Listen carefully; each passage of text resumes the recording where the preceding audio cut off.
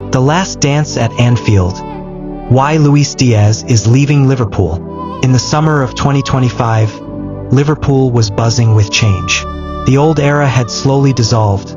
The legends of Klopp's golden generation had either aged out or moved on. Salah had joined Al Ittihad in 2024. Van Dijk was approaching the end of his prime, and Trent Alexander-Arnold was being slowly transitioned into midfield. But among the glowing embers of the past, Luis Díaz still burned brightly. He had become one of Liverpool's most electrifying players. Unstoppable on the left wing, brave in duels, and with a heart as passionate as the fans in the Kop. But something had changed. It started quietly, a missed smile in training, a shorter celebration after a goal.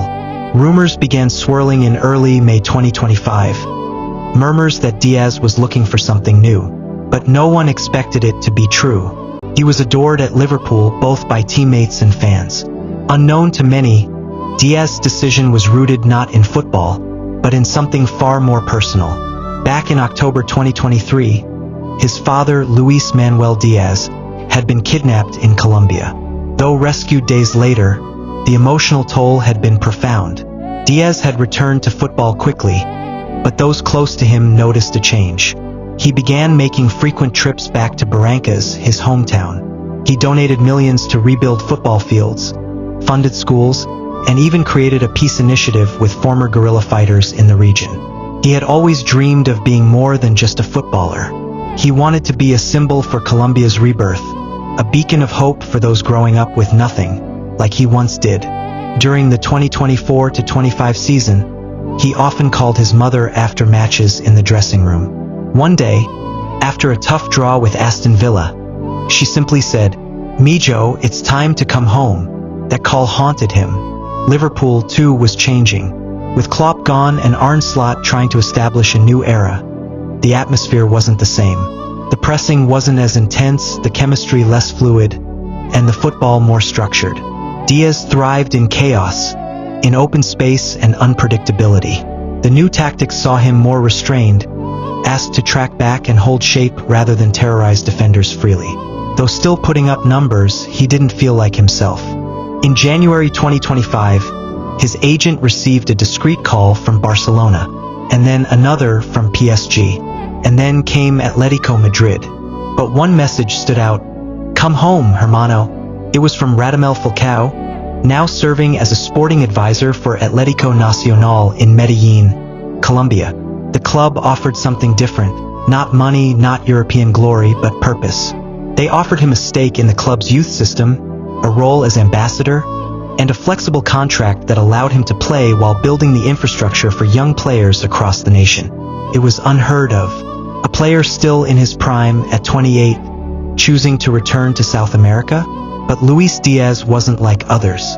In early July 2025, Díaz walked into Liverpool's AXA training center and asked to speak privately with Michael Edwards, who had returned to the club as sporting director. "I've thought about this every night," Díaz said in Spanish, his voice steady but his eyes wet. "I've given everything for this club, but I need to be with my people. I need to build something for Colombia." Edwards was silent, then nodded. "We'll help make it happen," he replied. "You've earned that." By mid-July, the story leaked. Headlines blared.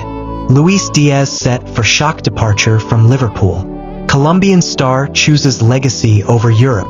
Fans were stunned. Some begged him to stay. Others, once they understood his reasons, saluted him. Liverpool arranged a special testimonial at Anfield, a final match before Díaz would leave for Colombia. Fans wore Colombian flags, and chants of "Luis, Luis, Luis" echoed through the stands.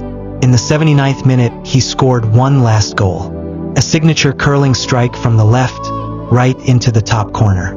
He knelt, pointed to the sky, and cried. After the game, he stood alone in front of the Kop, holding the microphone. "This place gave me a dream, but now I must give dreams to others. Thank you for loving me when I was just a kid from Barrancas. I will never forget you." The stadium wept with him. Díaz returned to Colombia days later and was welcomed like a king. He didn't join Atlético Nacional immediately. Instead, he started with his foundation, organizing football camps in rural towns. Then, in August 2025, he signed a contract not just as a player but as an executive in development. He began helping identify and train local talents from conflict-ridden zones, working with government programs, and hosting televised matches to raise funds. Within weeks, other Colombian internationals like Juan Cuadrado and Davinson Sanchez joined his cause. Luis Díaz left Liverpool not because he was unwanted, nor because he lacked the talent to compete at the highest level. He left because he had already won the trophies he needed. Now he wanted to build something bigger than football. In Liverpool, he became a star. In Colombia, he became a legend. And sometimes that's the most powerful reason to leave.